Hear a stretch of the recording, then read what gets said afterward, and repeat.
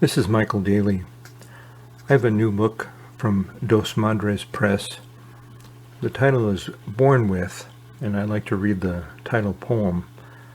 The poem is a narrative poem, and it's, to the best of my memory, a story that my dad told me just about a year or so before he died. He died in 2004, and he lived in a rather large, drafty house up a hill just above Boston Harbor.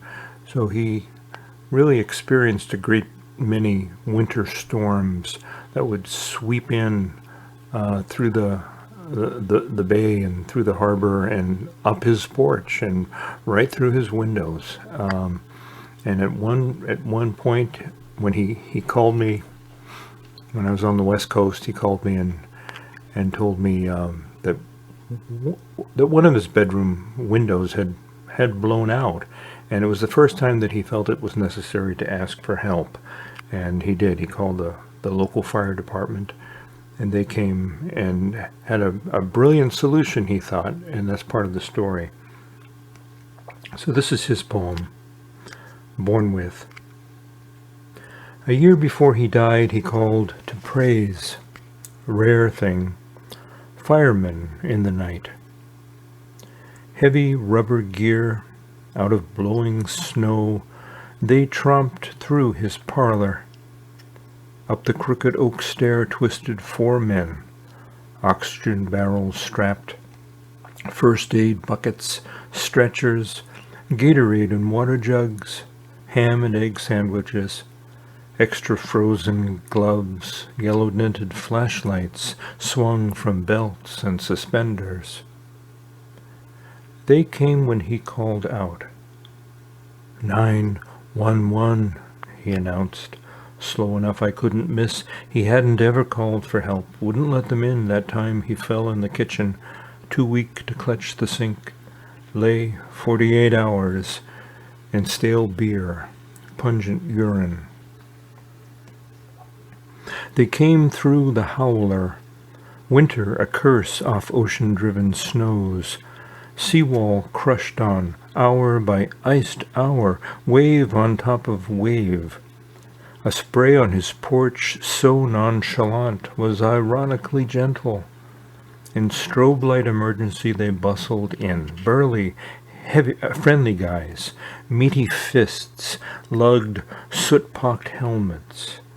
One of them bandy-legged with a worried smile, and up, he said, right up the steps to the bedroom, the old marriage bed, emptied, he wouldn't have mentioned to them, much less to me, 30 years ago, the room itself draped in dust and salt rot, or that he slept in a room even noisier.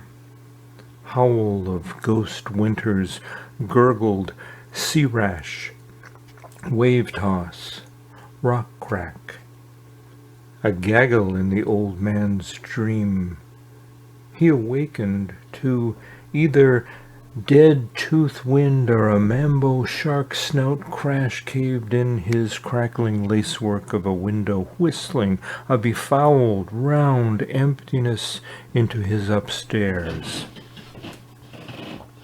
And they got here, he went on to praise, in 10 minutes, hailing them as brave young men out on a night like this, brave men and kind, he raved, who almost never thought about the lives of others, no longer left his house, and in that bedroom couldn't believe what they heard. Stallion fury screech up a window hole, whipped portraits and cobwebbed heirlooms off the walls, smashed a mirror, 7 years more bad luck.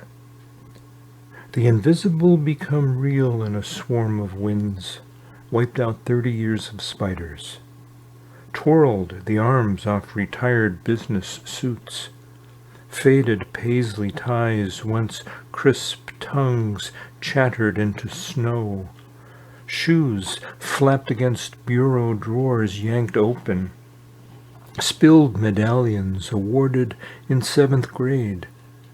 his own hero medals crammed so deep only death and the devil could disinter. Spun against the ceiling, a cyclone of yellowish papers, letters, in my self-indulgent hand 4 decades ago from New Jersey.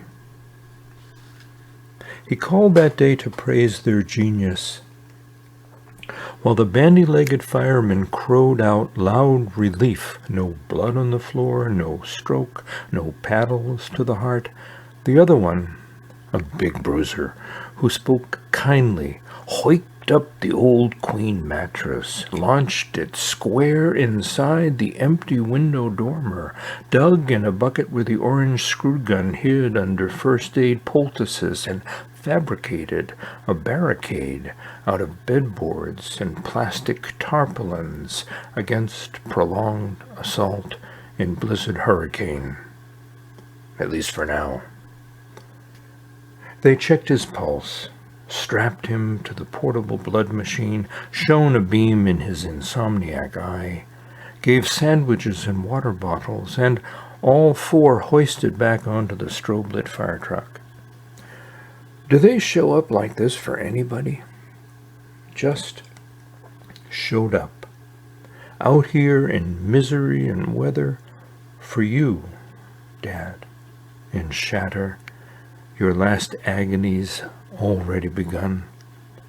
Firemen in the night, whose report on the call would read, wedged the bridal bed inside a window against the 100-year storm, because you needed them, and spoke kindly to you when you needed them too, when you called. Thank you.